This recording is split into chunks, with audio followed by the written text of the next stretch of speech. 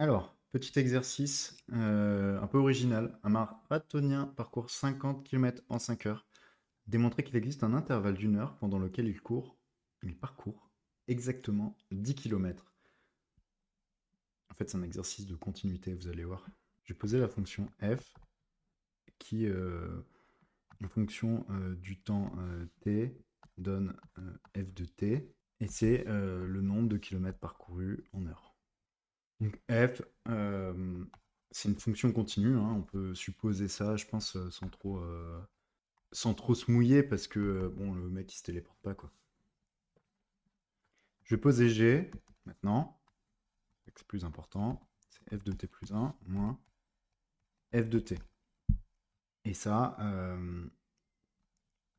c'est la différence, en fait c'est le nombre de kilomètres qu'il parcourt en une heure. Je sais que g de 0 plus g de 1 plus g de 2 plus g de 3. On aurait pu écrire une somme, hein, mais il n'y a que 5 termes. C'est égal à f de 1 moins f de 0 plus f de 2 moins f de 1 plus f de 3 moins f de 2 plus f de 4 moins f de 3 plus f de 5 moins f de 4.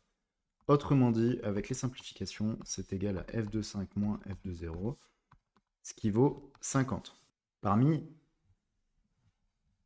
ces 5 termes, si par exemple celui-ci est supérieur à 10, forcément, il y en a un quelque part qui est inférieur à 10 pour que la somme vale 50. Et donc, du coup, ben, peut-être on a supérieur à 10, supérieur à 10, inférieur à 10, supérieur à 10, inférieur à 10, quelque chose comme ça. Peu importe. En tout cas, à un moment, on a une inversion de signe. Donc, il existe un i tel que g de i inférieur à 10 inférieur à g de i plus 1,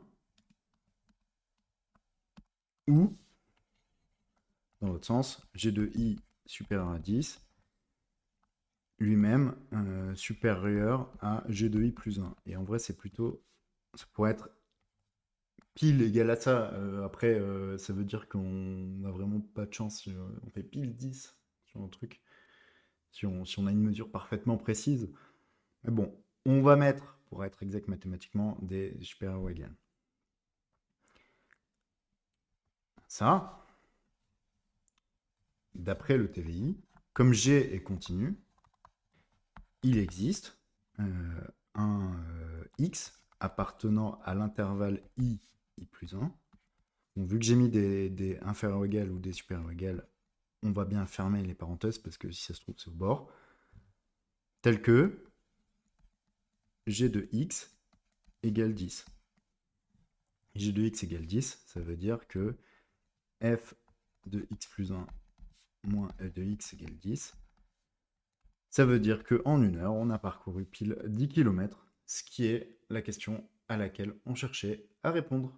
Donc on est arrivé au bout de cet exercice. Merci d'être resté jusqu'au bout et bientôt la prochaine vidéo.